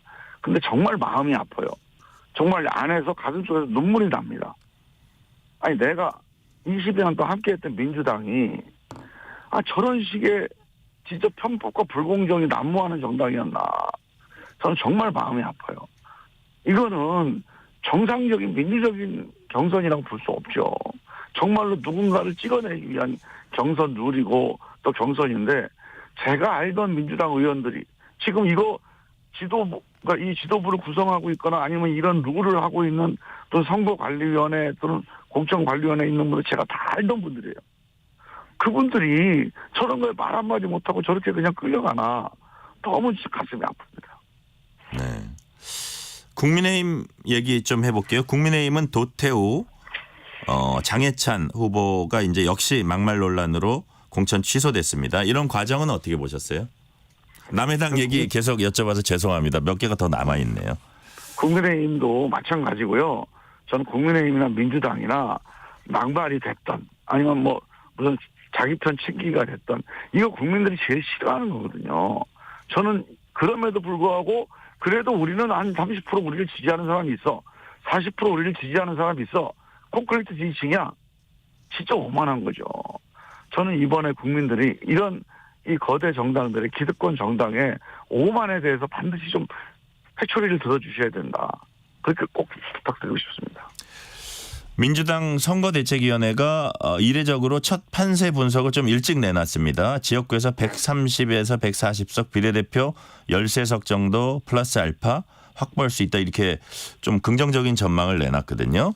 이런 전망 내놓는 거 어떻게 실제로 지금 판세가 그 정도 된다고 보시는지 이런 전망 내놓는 거 자체에 대해서는 어떻게 보시는지 좀 말씀해 주세요. 선거에서요. 전망에 하루 전 전망도 막 20석 30석이 다르게 나오잖아요. 결과는. 네. 그 대개 보면 선거 딱 당일날 개표하면은 신문 일면 톱이 대이변 뭐 민심의 반란 되게 이게 그 신문 일면 장식하잖아요. 네. 그 전망대로 잘 안 됩니다. 그런데 전망을 내놓는 이유는 국민들 표심을 좀 자기 당에 유리하게 가져가 보기 위해서 하는 거죠. 그래서 각 당이 하는 얘기는 뭐 전혀 근거가 없는 얘기는 못할 겁니다. 하지만 나름대로 표심을 우리 당으로 유리하게 하기 위해서 하는 거니까 국민들이 그런 전망에 대해서 뭐 그렇게 뭐 크게 관심 두지 마시고 정말로 누가 겸손하게 겸허하게 새롭게 변화하면서 혁신하면서 정치할 건지 이것만 꼭 보고 투표를 해 주십사 하고 부탁을 드리고 싶습니다. 네. 다시 새로운 미래 이슈로 돌아가 보겠습니다. 일단 이번 총선에서 새로운 미래 목표 의석수 어떻게 잡고 계세요? 저희가 일단 원내교섭단체를 넘어서는 거, 20석을 넘어서는 게 목표다. 그러면 우리가 제3당으로서 이 거대 양당의 이 대결 정치, 이거를 대화와 타협의 정치로, 정말 일하는 정치로 바꿔볼 수 있겠다. 이게 저희들의 기본적인 깃발이었습니다. 그래서 그 목표를 향해서 최선을 다해서 달려가 보고요. 저는 몇 석을 얻든지 정말로 우리가 일당백이 되는 그런 소중한 한 석 한 석이 될 거다. 그렇게 자신하는 게, 지금 거대 양당은 이제 100석, 뭐 150석씩 가지고 그다음부터는 또 당대표가 누구냐, 대통령이 누구냐, 그 한 사람에 또 끌려가지고 그냥 전체주의 정당이 돼버릴 겁니다. 거기에 비해서 우리는 몇 석이 되더라도 이 소중한 의석이 이 여야 정당의 이 대결과 적대의 정치를 바꿔내는데, 이 대화하고 협력의 정치로 바꿔내는데 기여하는 그런 소중한 일당백의 의석일 거라 저는 그렇게 말씀을 드립니다. 어제 서른 의원하고 오영환 의원이 새로운 미래 입당했습니다. 이로써 현역 의원 5명이 됐죠? 예. 혹시 추가로 합류할 의원들 좀 더 이렇게 말씀하고 계신 분이 있으세요? 뭐 여러분들이 뭐 고민을 하고 계신데요. 저희는 이제 시간이 얼마 안 남아서 이제 더 이상 추가 합류 의원에 대해서는 크게 가능성이 별로 없을 것 같다. 이렇게 전제하고 이제 오늘부터 새로운 미래가 왜 탄생했고 어떤 정치를 하려고 하는지를 본격적으로 말씀을 드리려고 합니다. 이 5분의 의원들이 함께 똘똘 뭉쳐서 이 새로운 미래가 그리는 대한민국의 미래에 대해서 이제 말씀을 드리겠다. 이런 각오입니다. 새로운 미래의 슬로건 거기에 없습니다. 여기에 있습니다. 이건 어떤 뜻인지 좀 설명해 주세요. 지금 여야가 정말 기득권 정당이 돼서 대결하고 적대하고 상대를 무찌르는 거. 근데 무찌르고 난 다음에 권력을 잡으면 그 다음에 국민들이 야, 좀 잘했다. 내가 정권 교체 잘했다. 또는 이 사람 이 정당을 잘 찍어줬다. 이래야 되는데 끝나고 나면 또 국민들이 괜히 찍었다. 잘못 찍었다. 이런 일이 반복되고 있잖아요. 이거는 여야 정당 어느 한 정당이 나는 옳고 상대방은 틀렸다. 이거 아닙니다. 서로 협력하지 않으면, 서로 대화하지 않으면 이 대한민국의 이 민생의 문제, 이 양극화의 문제, 이 기후위기, 인구위기의 문제, 이 정말로 복잡한 문제를 해결을 못하거든요. 근데 우리만 하겠다. 이 독선, 독주. 그리고 상대방은 그 독선, 독주에 대해서 싸우면서 발목을 잡아요. 이 독주와 발목 잡기가 악순환이 되는 거. 이거 막아보겠다고 새로운 미래가 출발을 했습니다. 새로운 미래는 의석수가 몇 석이 되든지 간에 정말로 이 양당의 독선과 발목 잡기, 이 대결 정치를 막아서고 정말로 대화하고 협력해서 합의를 만들어내기 위한 노력을 최선을 다해서 해내겠다. 이런 정치를 해보겠다. 이런 각오를 가지고 있습니다. 어제 친구가 오늘 적이 된 상황이라는 얘기도 있습니다. 전 민주당 대 현 민주당 후보들이 경쟁해야 하는 이제 지역구들이 있는데요. 일각에서 민주당 표심이 쪼개지면서 국민의힘이 어부지리표를 얻을 수 있다는 관측도 나옵니다. 이런 부분은 어떻게 보세요? 그렇지 않고요. 제가 현장에서 여론조사도 해보고 또 민심을 들어보면요. 실제로 국민의힘을 지지했던 분이나 민주당을 지지했던 분이나 기존에 마지못해서 지지했던 분들이 꽤 많이 있습니다. 그러면 이런 분들이 정말로 이 대결과 적대의 정치, 일 안 하는 무능 정치, 정말 오만한 정치, 이걸 좀 바꿔보겠다고 생각하는 그런 새로운 정당에 표를 주는 분들이거든요. 그래서 대체로 보면 이 양쪽 정당, 그다음에 투표장에 안 나갔던 무당층 이런 분들이 많이 지지를 해주십니다. 그래서 어느 한쪽 정당표만 갖고 온다. 이거는 제가 보기엔 그냥 정치적인 공격이거나 아니면 잘못 알고 있는 거고요. 실제로 양쪽 정당에 정말로 어쩔 수 없어서 찍어줬던 분들, 그런 분들이 함께 모이는 그런 표심이 되고 있다. 그게 현실입니다. 이 와중에 조국혁신당이 일종의 돌풍을 일으키고 있습니다. 조국혁신당의 약진이 이 총선판에 어떤 영향을 끼칠까요? 별로 큰 변화가 없다고 보고요. 조국혁신당은 그냥 민주당을 지지하는 분들, 강성 지지층들이거나 아니면 민주당을 적극적으로 지지했던 분들, 특히 검찰개혁, 윤석열 정권에 대해서 강력하게 투쟁이 필요하다. 이런 분들이 이제 결집되어 있는 거 아닙니까? 그래서 저는 이 민주당의 적극 지지층이 이제 조국혁신당을 많이 지지하고 있다. 그렇게 생각을 하고 그런 분들이 민주당 표를 이렇게 갈라져서 가는 거 아니에요. 네. 그래서 저는 이게 이제 시간이 지나면 조금 이제 조정이 될 거라고 봅니다. 특히 이제 조국혁신당이 3년도 짧다. 빨리 윤석열 정권 어떻게든지 몰아내자. 이런 아주 선명한 기치를 가지고 표심을 모았어요. 네. 그런데 거기에 이제 출마하는 분들이나 또 여러 가지 출마자들의 이력이나 경력이나 또 활동 가능성 뭐 이런 것들을 보다 보면 이거 아닌데 라는 판단을 하게 되면서 약간 조정이 되지 않겠습니까? 네. 그래서 그거는 뭐 민주당 전체적인 표 내에서 서로 분산되는 거니까 그런 정도 차원에서 조정이 이루어질 거라고 전망을 하고요. 중요한 거는 민주당 표심이든 국민의힘 표심 이 안에서 움직이는 거는 이번 총선에서 큰 이슈가 아닙니다. 민주당 표를 나와서 또는 우리 국민의힘 표를 나와서 이 대결과 적대의 정치를 넘어서서 이 무능 오만 정치를 넘어서는 그러한 표심이 얼마나 결집하느냐. 그러한 표심이 몇 석이라도 되느냐. 이분이 이 표가 또는 이 의석이 한 석이 되든 두 석이 되든 10석이 되더라도 이게 정말 소중한 의석이 될 거다. 저는 그렇게 생각을 합니다. 자, 제가 마지막 질문을 총선 필승 전략을 여쭤보려고 그랬는데 사실상 지금 다 답변을 하셔서 오늘은 여기까지만 듣겠습니다. 지금까지 김종민 새로운 미래 대표와 말씀 나눴습니다. 감사합니다. 예, 감사합니다.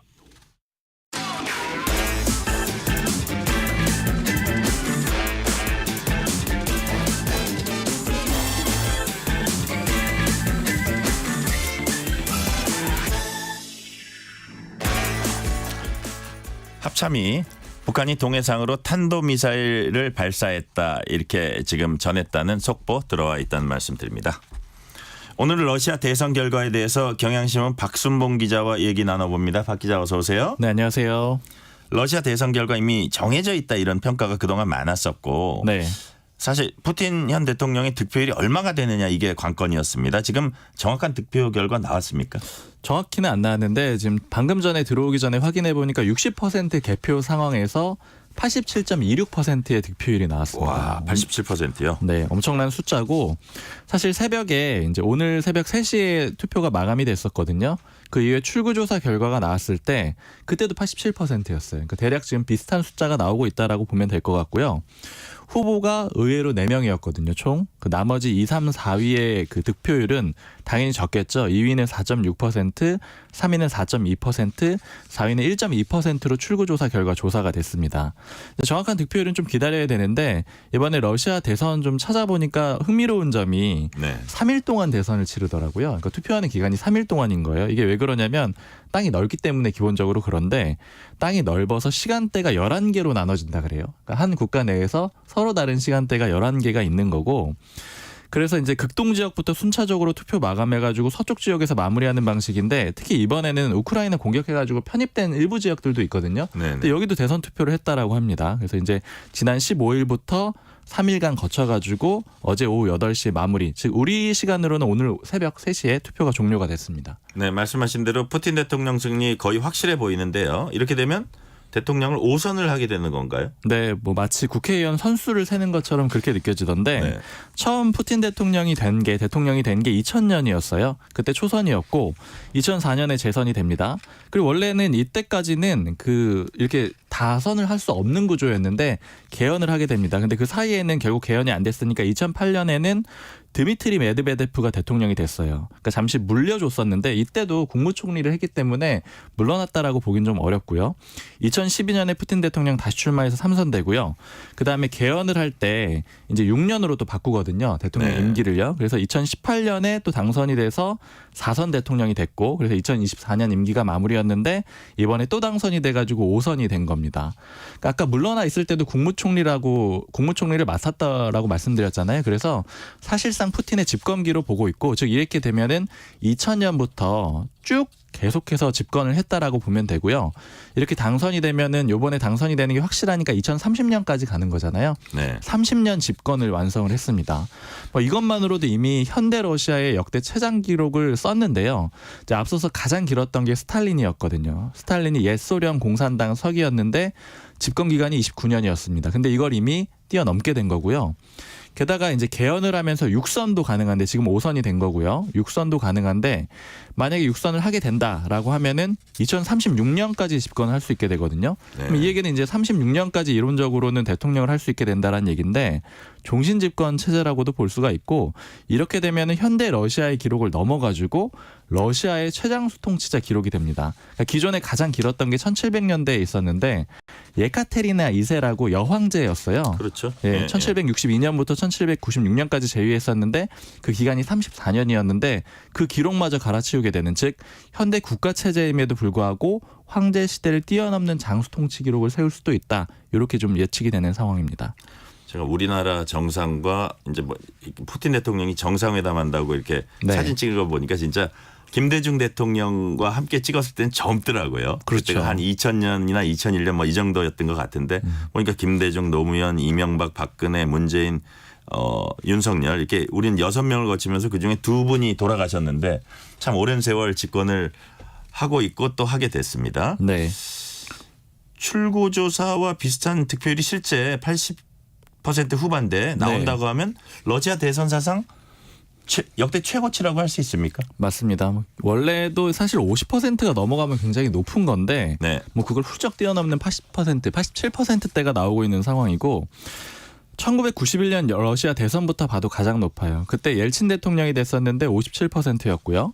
1996년에 옐친이 재선이 되는데 그때도 53%대였습니다. 그리고 푸틴 대통령 2000년 됐을 때 그때는 그렇게 안 높았거든요. 52.9% 정도 됐었고 뭐 이런 식으로 50%대를 넘어선 게 이제 2004년부터는 70%대로 올라갑니다. 그리고 2018년에는 76%까지 올라가고요. 그러니까 지금 이제 이 숫자가 너무 높기 때문에 좀 이 감이 안 오실 수가 있는데 우리나라 좀 사례 찾아보니까 이제 군부 정권 시절은 빼고 그 이후부터 50%대 득표율이 나왔던 거는 박근혜 전 대통령이 유일했어요. 그때 18대 대선 때 51.55%가 나왔고요. 그 외에 대부분의 대통령은 다 40%대였고 노태우 전 대통령은 특히 3자구도여가지고 36%밖에 안 나왔거든요. 이제 50% 게다가 뭐 87%라는 거는 뭐 엄청난 숫자다. 뭐 숫자 자체로도 그렇게 이해할 수가 있겠죠. 네. 그렇다면 이렇게까지 높은 수치가 나온 배경 뭘까요? 크게 3가지 정도 꼽을 수가 있는데 일단 기본적으로는 상대 후보, 그러니까 강한 경쟁자가 없는 상태입니다. 기본적으로는 반정부 인사들의 후보 등록 자체도 거부당하고 있고요. 그리고 이 시간에 저희가 소식 짚었던 적도 있는데 경쟁자 중에 좀 부상했던 인물이 반정부 운동가 나발리라는 인물이 있었거든요. 그런데 지난달에 옥중에서 갑자기 숨지면서 뭐 이제 후보자가 아예 사라지게 되는 그런 상황이었고요. 특히나 또 그때 상황을 다시 한번 좀 짚어보면은 지난달 12일에 그 나발리 최측근인 이제 모 인사가 리투아니아에서 망치로 피습을 당해요. 근데 그때 리투아니아 정보국이 추정을 하기로는 이거 러시아 특수부대가 배후에 있는 것 같다 이렇게 추정을 하고 있는 상황입니다. 물론 확인이 되는 내용은 아니겠죠. 근데 특히 날짜 때문에도 그런 의심을 받는데 이 측근이 SNS에다가 푸틴이 나발리를 죽였다 이렇게 글을 올린 다음에 그 다음 날에 망치로 피습을 당하거든요. 그러다 보니까 뭐 경쟁자가 나서기가 좀 굉장히 어려워진 그런 상황도 있는 거고요. 그다음에 두 번째 배경 짚어보면 역시나 우크라이나 전쟁이 영향을 줬습니다. 그러니까 역사적으로 쭉 흐름을 보면은 내부에서 좀 갈등이 많고 힘들면은 전쟁을 일으키는 그런 사례도 있었고 실제로 외부의 적과 싸우게 되면은 즉 전쟁을 하게 되면 국가 내부는 단결하게 되는 그런 흐름이 있잖아요. 선거 기간 동안에 푸틴 대통령이 계속해서 냈던 메시지가 위기 상황엔 강력한 지도자가 필요하다. 이런 걸 계속 얘기를 했거든요. 즉 푸틴 입장에서는 전쟁이라는 상황 때문에 높은 득표율을 얻은 것이기도 하고요. 또 반대로 얘기하면 푸틴 입장에서는 전쟁을 수행해야 되기 때문에 또 높은 득표율을 얻어야 하는 그런 상황이었어요. 이게 왜냐하면 국제사회에서는 뭐 러시아의 공격에 대해서 이제 러시아가 우크라이나 공격한 거에 여론이 안 좋잖아요. 이런 것 때문에 좀 내부적으로 단결이 필요했고요. 세 번째는 짧게만. 지금 20초 남았네요. 생각보다 경제가 굉장히 좋았습니다. 3.6% 경제 성장률이 지난해 나왔는데 이게 G7이 1.8%거든요. 그것보다 2배 높았다라는 점이 또 유효했습니다. 네, 오늘 여기까지 듣겠습니다. 박순봉 기자였습니다. 감사합니다. 감사합니다. 전종철의 전격 시사 2부 순서 마치고 3부가 이어집니다. 안녕하세요. 방송인 이은지입니다. 국민연금 무엇이든 물어보세요. 국민연금 저도 받을 수 있겠죠? 당연하죠. 국가가 운영하니까. 물가 상승률까지 반영해서 평생 지급. 국민연금 운용은 잘하고 있죠? 기금 적립금만 1,036조, 투자 수익금은 578조나 된다는 사실 알고 계셨나요? 국민연금 다양한 지원 제도도 있다면서요? 출산, 군복무, 실업 크레딧은 물론 각계각층을 위한 보험료 감면까지 국가가 운영하는 믿을 수 있는 국민연금. 나와 우리 미래 세대를 위해 국민연금이 함께합니다. 국민연금. 잠시 후 8시 반부터 일부 지역국에서는 해당 지역 방송을 보내드립니다. 워렌 버핏은 가치 투자, 필립 피셔는 성장주 투자, 피터 린치는 장기 투자, 그리고 성기영은 경제쇼. 방법은 달라도 목표는 하나. 여러분을 성공의 길로 안내합니다. 평일 오후 4시 5분 성기영의 경제쇼. 주말 오후 5시 5분 정보를 업그레이드한 성기영의 경제쇼 플러스. 일주일 내내 함께 하십시오. 편지 왔습니다. 퇴근길 지친 당신에게 힘이 되는 뉴스를 전해드립니다. 매일 저녁 당신과 함께 읽는 세상 이야기. KBS 1라디오 뉴스레터 K. 지금 시각은 8시 30분입니다. KBS.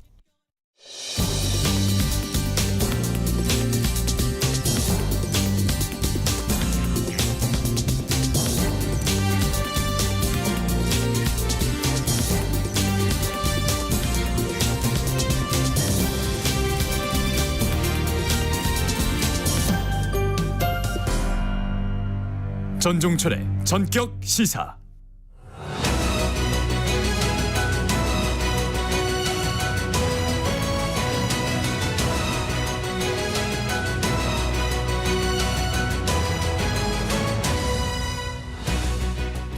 매주 월요일에는 두 분의 여성 패널과 정치 현안을 품격 있게 토론합니다. 품격 토론, 오늘은 강전의 변호사 박성민 전 민주당 최고위원 나오셨습니다. 어서 오세요. 네, 안녕하세요. 네, 안녕하세요. 강전의 변호사입니다. 네, 여야가 동시에 막말 리스크에 직면했습니다. 우선 여당 보면 도태우 후보, 장해찬 후보 공천을 전격 취소했어요. 이 과정 어떻게 보셨습니까? 저는 이번 총선에 있어서의 시대정신이라는 게 있잖아요. 민주당에서는 정권 심판이라고 이야기하고 국민의힘에서는 뭐 8.6 운동권 청산이라든지 이런 이야기들을 하고 있는데 제가 뽑아본 시대정신이 국민의 눈높이 아닌가라는 생각을 했습니다. 결과적으로 예전에는요, 사실 국회의원 후보로서 등록된 사람들이 문제가 되는 경우가 병역이라든지 재산신고 누락 혹은 뭐 자녀 학군 때문에 위장 전입하는 거 이런 것들이 대부분이었잖아요. 그런데 거기에서 이제는 조금 넘어와서 후보가 개인이 과거에 본인 SNS에 올렸었던 글, 이게 다 이제 10년이 넘은 일까지도 다 아카이빙이 되어 있다 보니까 그걸 가지고서 지금 문제 제기를 하게 되는 것이잖아요. 그런 과정이기 때문에 이게 뭐 SNS가 계속적으로 발달이 되고 있기 때문에 앞으로도 한동안 뭐 다음 뭐 총선이든 대선이든 지선이든 간에 선거 과정에서의 추세? 어떤 검증의 추세는 개인적인 SNS 부분이 되지 않을까라고 생각을 하고요. 결국 도태우 후보와 장해찬 후보에 대해서 제가 말씀을 드리자면 두 분이 다 이제 전 후보가 되어버렸죠. 이게 뭐 하루 이틀 정도의 템포의 문제는 있을 수 있지만 저는 어쨌든 국민의 입장에서는 굉장히 국민 눈높이에 맞는 나름대로 잘한 결정이었다고 생각합니다. 후보들 본인은 조금 억울하거나 왜냐면 그게 최근에 있었던 일은 아니니까요. 그런 게 있을 수 있겠지만 지금 수도권이라든지 이런 데의 판세는 국민의힘이 조금 불리하다라는 이야기들이 나오고 있고 여론조사 추세도 그런 부분이 있어서 다른 지역보다도 수도권의 민심이라는 것은 지역에 있어서의 지역구 후보를 볼 때도 어떠한 정당 그리고 또 여당의 경우에는 대통령이 어떻게 하고 있는가까지도 종합적으로 우리 유권자들께서 판단을 하고 계시지 않습니까? 그런 의미에서 후보들께서 어쨌든 선당 후사하는 마음으로 특히 이제 도태우 후보의 경우에는 무소속 출마도 지금 감행하겠다라는 이야기들이 나오고 있는데요. 조금 더 국민의 눈높이에 맞게 본인들도 행동을 해주셨으면 하는 바람이 있습니다. 이게 보니까 지금 말씀하신 대로 옛날의 말까지 다 나오는 게 또 지금 막말 리스크의 새로운 트렌드인 것 같아요. 트렌드긴 한데 이제 국민들 보기에 좀 굉장히 불편한 트렌드일 것이다 이런 생각이 드는데 네. 사실 이제 공직을 함에 있어서 굉장히 중요한 게 그 생각의 뿌리 아니겠습니까? 그래서 이 사람이 가지고 있는 신념이라던가 역사적 인식이라던가 이런 것들이 기본적으로 특히 국회의원이라는 공직을 함에 있어서는 굉장히 좀 철저하게 검증이 돼야 된다. 그런 면에서 사실 꾸준히 이제 국민의힘 후보 측에서 제기됐던 문제들이 5.18이라든지 이런 문제들에 대한 역사 왜곡 또는 극우적인 인식 이런 것들이 계속 문제가 되었던 거고 아니나 다를까 또 이번에도 터졌다 저는 이렇게 보여집니다. 그리고 사실 저는 조금 뒷북 친 게 아닌가 이런 생각도 했어요. 왜냐하면 검색만 해봐도 나오는 발언들이고 사실 이 도태우 후보 같은 경우에는 제가 알기로는 여러 발언들이 뭐 태극기 집회 이런 데 나가서 했던 발언들도 있다고 들었거든요. 그러니까 그렇다고 한다면 그런 집회에 참석했던 이력이나 아니면 그 집회에서 했던 발언들의 영상이나 이런 것들이 충분히 남아있었을 거기 때문에 요즘 같은 시대에는 충분히 검증 과정에서 걸러질 수 있는 부분이 아니었나 싶고 처음에는 그리고 도태우 후보가 사과문을 올렸다는 이유로 진정성이 있다라는 이유로 넘어가려고 했잖아요.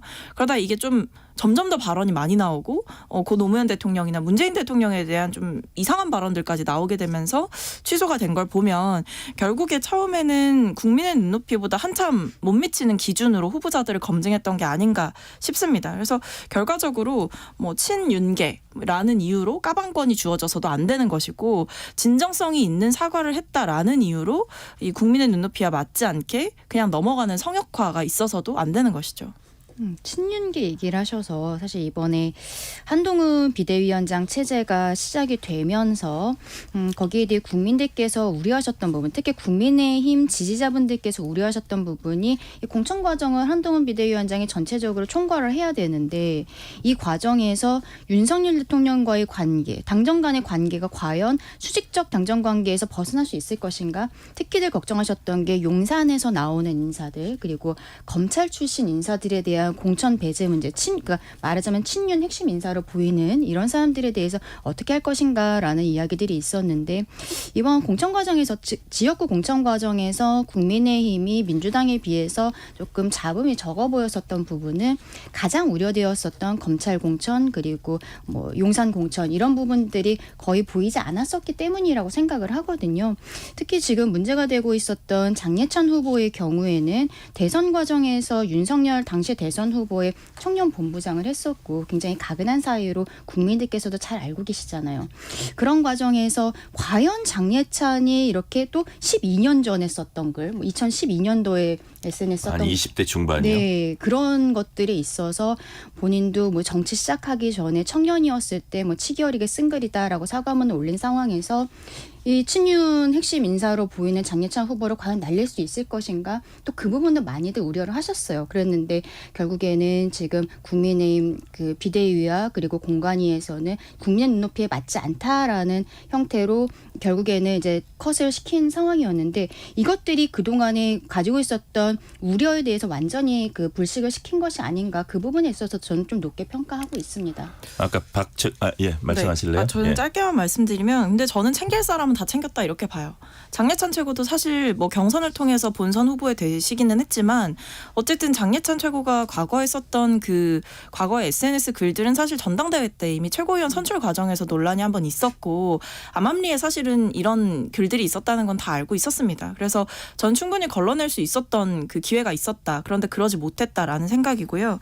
한편으로는 뭐 장예찬 후보에 대해서는 공천 취소라는 결단을 내렸지만 주진우 비서관 또 사실은 지금 해운대갑 후보가 됐고 이원모 인사비서관도 전략공천을 받아서 용인갑의 후보가 되셨죠. 그러니까 이런 소위 말하는 정말 대통령과 정말 가깝다라고 불려지는 찐윤 인사들은 이미 다들 한 자리씩 차지하셨다. 이 말씀 드리겠습니다. 아까 이제 왜 이거를 걸르지 못했을까 하는 일이 이제 민주당에서도 벌어졌는데 그 비명 박용진 의원 꺾고 공천받았던 정봉주 전 의원 목함질에 이제 경품 설화에다가 나중에 거짓 사과 논란까지 휩싸였고 그리고 사실 내가 보기에는 당 지도부에서 더 버틸 수 없었던 게 뭐 조계종 관련해서 충돌하고 막말하고 여성을 밀어넘어뜨리는 그런 또 화면도 보셨잖아요. 그래서 아마 이거는 더 이상 어떻게 할 수가 없었을 텐데 이 과정은 어떻게 보셨어요? 유구무원이죠.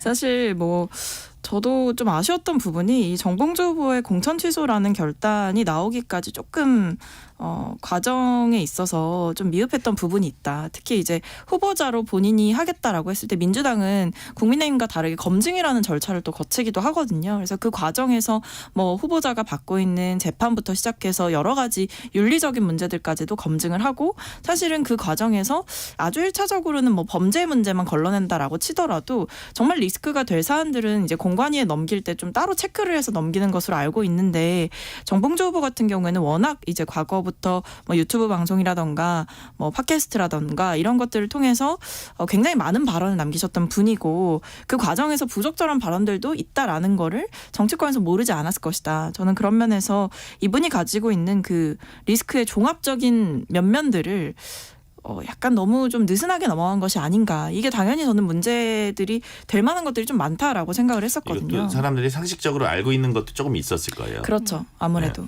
근데 그 과정에서 사실 이제 본인의 대처도 조금 미흡했던 것 같고요. 그러니까 왜냐하면 당 입장에서는 이 발언에 대해서 문제를 삼았더니 바로 그때 사과를 했었다. 이렇게 얘기를 하다 보니까 사실관계가 좀 혼란스러웠던 부분도 있었던 것 같습니다. 이게 이제 꼬인 거죠. 예. 정봉주 후보 같은 경우에는 사실 과거에는 노원 갑 지역에서 17대 국회의원을 했었거든요. 그리고 같은 지역구에서 18대 총선을 나왔지만 당시에 이제 낙선을 했었고 이후에는 뭐 이제 유튜브라든지 그 온라인상으로 굉장히 활동을 많이 하셨기 때문에 그 유권자들께서도 정봉주 후보에 대해서 잘 알고 계셨던 이런 상황인데요. 이렇게 막말 논란에 대해서는 참 많은 분들이 이미 알고 계셨다라고 생각을 합니다. 그런데 저는 문제가 되는 것은 이분이 박용진 의원의 이 강북 을로 오게 된 경위도 굉장히 의아하다는 거예요. 말씀드린 것처럼 노원갑에서만 출마를 했었던 사람인데 왜 하필이면 박용진 의원 쪽으로 갔을까? 그 얘기를 했을 때는 이게 어떠한 친명계의 자객공천 아니야? 라는 이야기가 나왔었잖아요. 왜냐하면 정봉주 후보가요. 이재명 대표가 당대표가 된 이후에 민주당의 산하기관들에 있어서의 어떤 직들을 본인 측근들에게 나누어 준 부분이 있는데 뭐 예전에 문제가 됐었던 현근택 변호사 같은 경우에도 민주연구원 부원장이 바로 됐었고 근데 이제 정봉주 전 의원 같은 경우에는 교육연수원장이란 말이에요. 민주당 교육연수원장. 이런 직을 받았다라는 것이 친명인사라는 그 배지를 받았다라는 거거든요. 그런 상황에서 강북을로 왔을 때도 여러 가지 이야기들이 있었고 또 뭐 양문석 후보 같은 경우도 최근에 굉장히 문제가 되지 않습니까? 친문인사 전해철 의원을 꺾고 결국에는 공천권을 따냈는데 이분이 과거에도 수박 깨버리겠다 뭐 이런 이야기들을 해서 당원권 정지 3개월을 받았었던 적이 있었어요.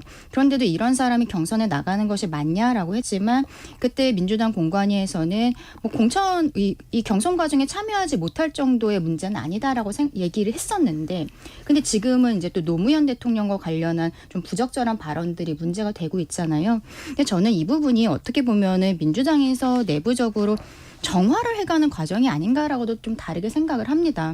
그동안에 이재명 대표의 측근들로 보였던 양문석 의원 같은 경우에도 이재명 대표의 측근으로 지금 분류가 되고 있는데 이런 사람들이 공천 과정에서 어쨌든 설화가 있었지만 계속적으로 그냥 나가는 그 후보로서의 자격을 잃지 않는 모습들이 있었는데 김부겸 전 총리가 공동선대위원장으로 들어오면서 여기에 대해서 국민의 눈높이에 맞는 물갈이를 하고 있는 것이 아닌가 저는 그렇게 생각을 하거든요.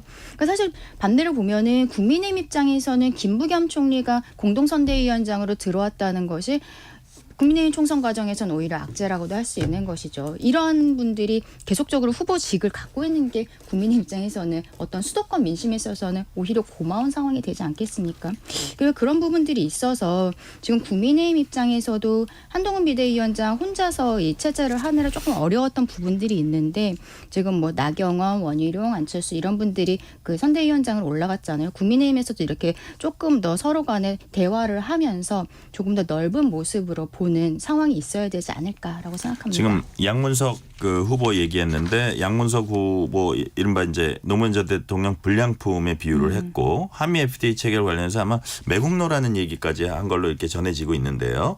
그래서 이 부분에 대해서 이제 김부겸 전 총리는 3명의 상임 공동선대위원장인데 김부겸 위원장은 결자해지 주문했고 반면에 이재명 이해찬 위원장은 이제 양 후보를 감싸는 듯한 공천 유지 요런 그 취지의 발언을 했어요. 그래서 이거 어떻게 될 것 같습니까? 결론이?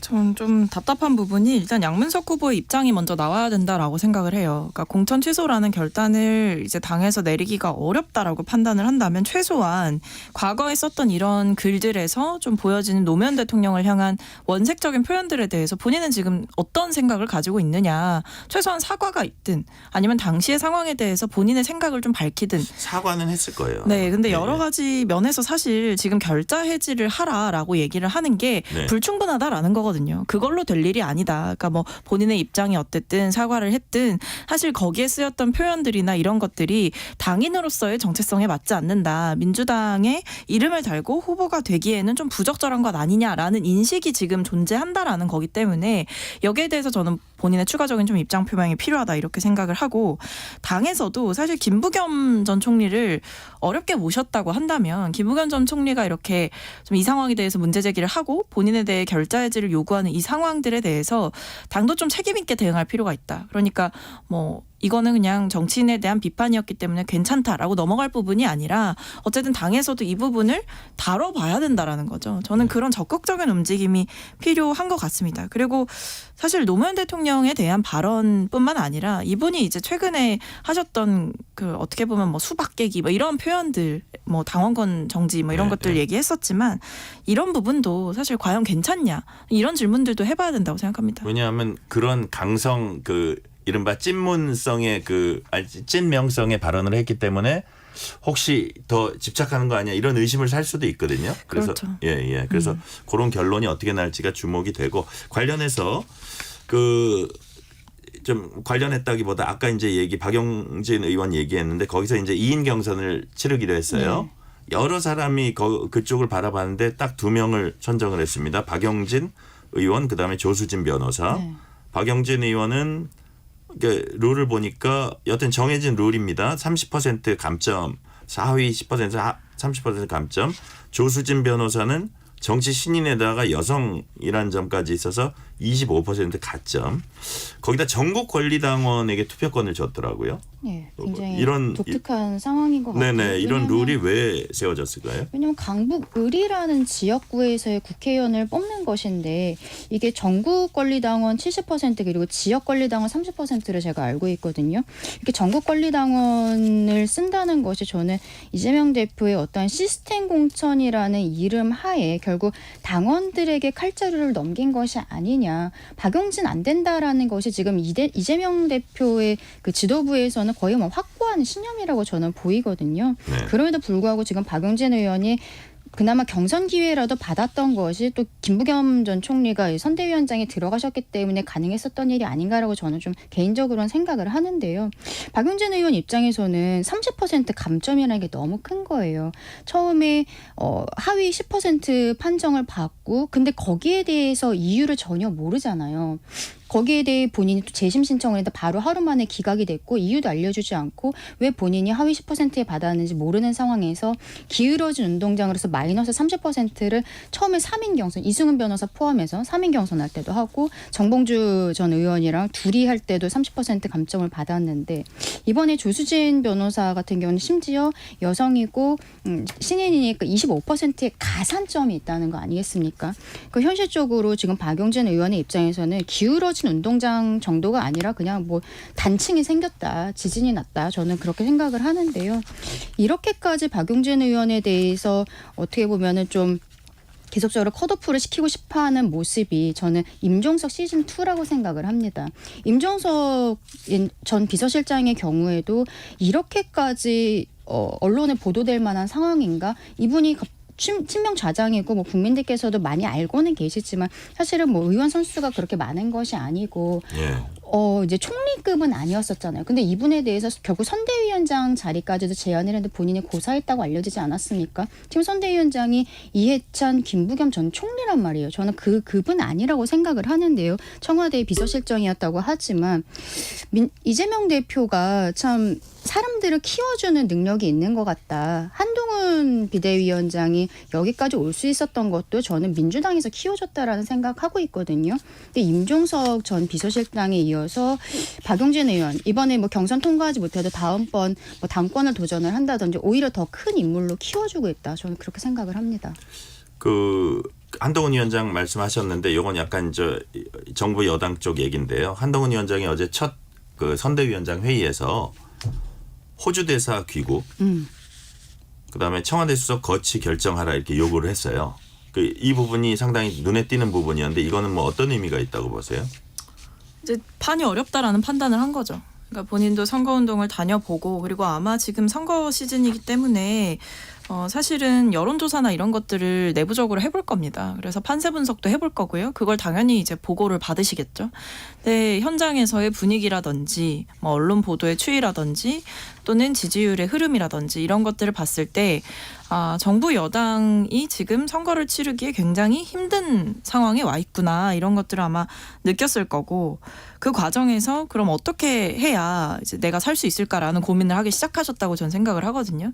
그러니까 이게 윤석열 대통령과 소위 말해 디커플링 전략을 저는 쓰기 시작하는 것이다라고 보여지는 게 사실 원래는 지금 이 황상무 수석 같은 그 회칼 테러 논란 이런 거는요. 그런 발언의 논란 같은 거는 사실 대통령실에서 정리를 해줘야 되는 논란이에요. 그러니까 여당은 선거에만 집중할 수 있게 이 대통령실 차원의 리스크는 최소화해줘야 되는 게 선거의 기본적인 원칙인데 대통령실은 지금 이 언론인들을 향한 적대적인 언론관을 사실상 용인하고 있다라고 봐도 무방할 정도로 문제가 없다라는 거잖아요. 이 황상무 수석과 관련해서. 근데 이 부분에 대해서 당연히 한동훈 비대위원장 입장에서는 선거를 치르는 입장에서는 이거는 좀 심각하다 이런 생각을 했을 거고 호주 대사 도피 논란도 사실은 지금 국민들은 아무리 대통령실이 눈 가리고 아웅해도 다 알고 계십니다. 왜 지금 이 시점에 그 호주 대사로 임명을 시켜야 됐는가. 그것도 그 최상병 수사의 핵심 피의자를 굳이 호주 대사로 임명해야 될 이유가 뭐냐.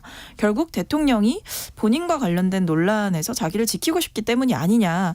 그런 생각을 국민들은 다 하고 계시다는 거죠. 그래서 한동훈 비대위원장 입장에서도 이게 처음에는 좀 덮어놓고 같이 가보려고 했는데 그게 되지 않는 상황이 왔다라는 상황 인식을 한 것으로 보입니다. 황상무 수석의 경우에는 대통령실에서 여기에 뭐 용인하고 있다거나 저는 전혀 그렇게 생각하지는 않고요. 본인이 주말 동안에 또 사과문을 올리지 않았습니까? 근데 저는 그게 굉장히 너무 약했다라고 생각을 해요. 본인이 뭐 기자회견을 하든 얼굴을 보이고 기자들 앞에서 상황에 대해 소상히 설명을 하고 진정성 있는 사과를 해야 됐는데 사과문을 올렸었던 부분이 그것이 좀 성의가 없어 보인다라는 것들이 있다고 저는 생각을 하거든요. 그것도 역시 국민의 눈높이에 맞지 않는 부분이었다고 생각을 합니다. 황상무 수석에 대해서 이제 거치에 대해 본인이 결단하라라고 한동훈 비대위원장이 이야기했지만 저는 황상무 수석이 만약에 뭐 오늘 안에 스스로 사퇴를 하지 않는다면은 대통령실에 대해서도 어떤 의견 표명을 할 수 있을 거라고 생각을 합니다. 한동훈 비대위원장 입장에서요. 지금 그 아까 판세에 대해서 얘기를 해주셨는데 국민의힘에서는 브레인이 지금 여의도 연구원인데요. 여의도 연구원장으로 홍영림 원장을 한동훈 비대위원장이 취임을 하면서 같이 모시고 왔단 말이에요. 근데 이분이 조선일보에서 한 20년간 여론조사 전문가로 있었던 분입니다. 이런 분을 과거에는 여의도 연구원장을 원내에 있는 의원이 맡는 것이 어떤 관례처럼 되어 있었는데 진짜 그 여론조사 전문가가 와 있고 이것을 지금 총선을 판세를 보고 있을 텐데 굉장히 어렵다라는 것이 사실인 것으로 보이고요. 결과적으로 황상무 수석에 대해서는 지금 한동훈 비대위원장 입장에서는 본인 4월 10일 이후로 본인 인생 생각하기도 어렵다라고 이야기를 하고 있는 상황에서 여기에 대해서 즉각적으로 대통령실에서 어떠한 처리를 해줄 것을 강하게 저는 요구를 할 것이라고 생각하고 다만 오늘 안에 황상무 수석 스스로의 어떠한 거취 결단이 있지 않을까라고 생각을 합니다. 그리고 이종섭 호주 대사에 대한 부분들은 정부에서 하고 있는 이야기들은 그렇습니다. 전 대사가 이제 임기가 이미 작년 말에 완료가 되었고 그리고 한 26억 달러 정도 상당의 장갑차 수출 계약이 있었고 2+2 회의라는 것이 있는데요. 이게 외교부 장관 그리고 국방부 장관 양국에 이렇게 회의를 하는 게 대한민국 입장에서는 미국과 호주밖에 없습니다. 전 세계에. 그만큼 어떠한 방산이라든지 국방에 있어서 우리에게 굉장히 중요한 파트너인데 그러한 의미에서 국방장관이 호주 대사로 간 것이 이상한 것이 아니고 오히려 예우를 한 차원이었다고 이야기를 하고 있습니다.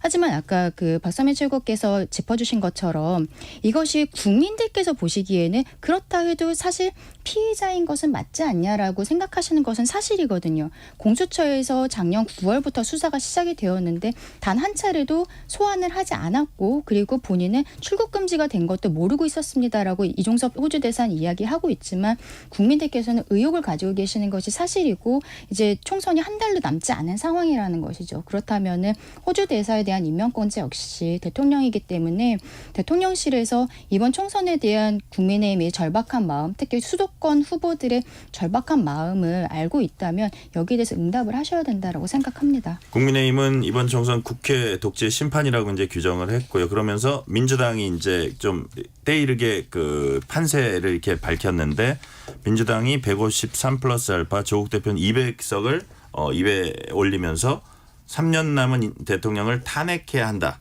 이게 탄핵 본색을 공공의원이 드러냈다 이렇게 말을 했습니다.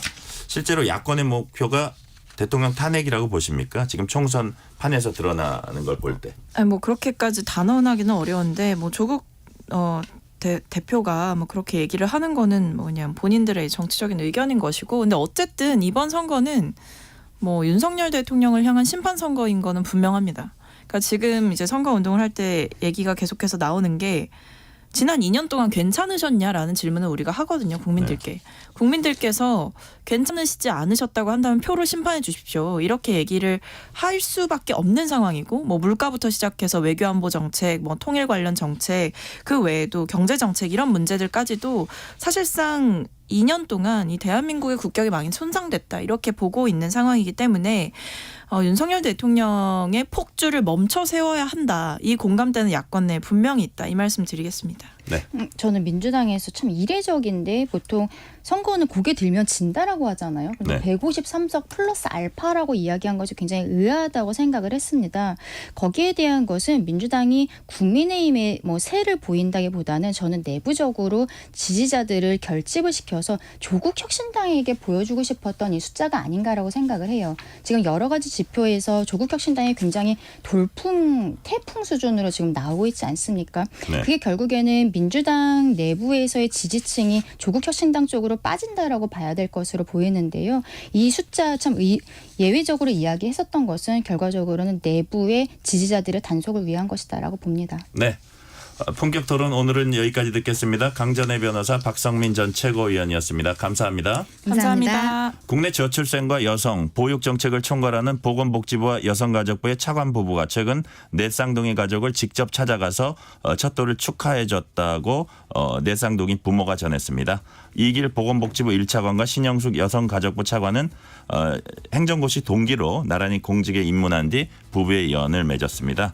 같은 시기 차관직을 수행하는 차관 부부로는 사실상 첫 사례로 알려져 있고 두 사람의 업무도 비교적 연관된 일이어서 이 정도면 환상의 콤비라 해도 될 것 같습니다.